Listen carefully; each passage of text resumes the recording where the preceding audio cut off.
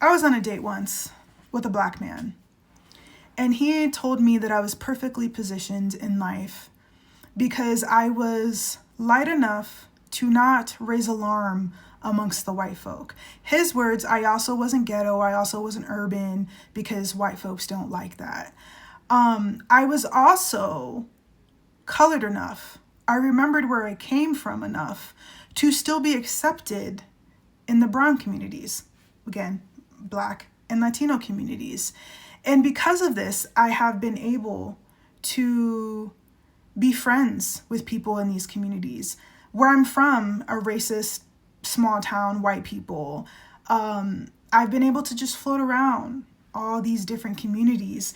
And one thing that has really jaded me in this chapter of my life as I get older is because I've been able to float around these communities and I've been able to hear the worst of the worst that is said about black people, my own people. I'm half, but they're my people. From racist white people, from white people who I thought were my friends or acquaintances, but they see that you're different and they get a little bit comfortable, and then the truth comes out. From Latino people, from my own people, Mexican people, but also other Latino groups, my message to black people is stay home, stay out of this conflict, worry about your own communities. I saw a thread, and this black man was saying how now that the majority of black people have decided to stay out of the turmoil that is America right now, let's focus on bettering our community. Number one being repairing the relationship between black women and black men, which black men, hear me, that is a conversation that y'all need to start. That is something that you guys need to lead. It's not the black women that need to lead that, because I agree. If the black community, black people right now are in a different sphere. They're focusing on themselves because they have learned what the Latino community has yet to learn. And I want them to stay safe. I want them to stay home.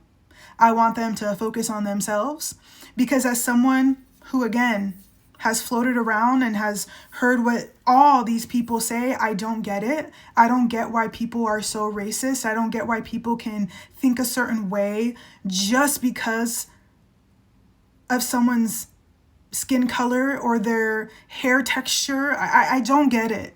Okay, fine. I've been told that it's not necessarily that you're racist against a skin color or a texture of hair or a body type. It's more stereotypes, which again brings back to my point. It's just like they all view us the same.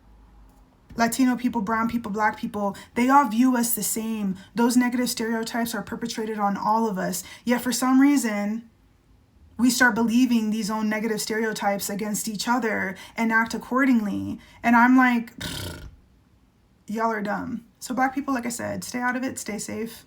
I support the black people that are like, nope, this is y'all's fight. This is something that we don't want to get involved in. I've also heard it's because when shit hits the fan and we cannot right this ship, they are going to get the brunt of what happens afterwards. And so they are mentally, physically, emotionally preparing for if that is what happens, which, I can't sit here and not agree. But I want black people to stay safe, stay home, stay out of it. I want them to really build up their own communities, because a lot of people out here don't give a damn, are so hateful for no damn reason.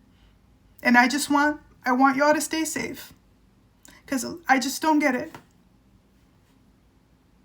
I done got emotional.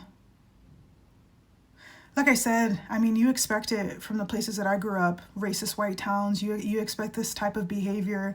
But when it's your own people that look like you, who have darker skin color, who have more Afrocentric features, that are the most hateful and the most prejudiced and the most racist, that has just altered my brain chemistry and has altered my perception on people and the world and how we try to portray it.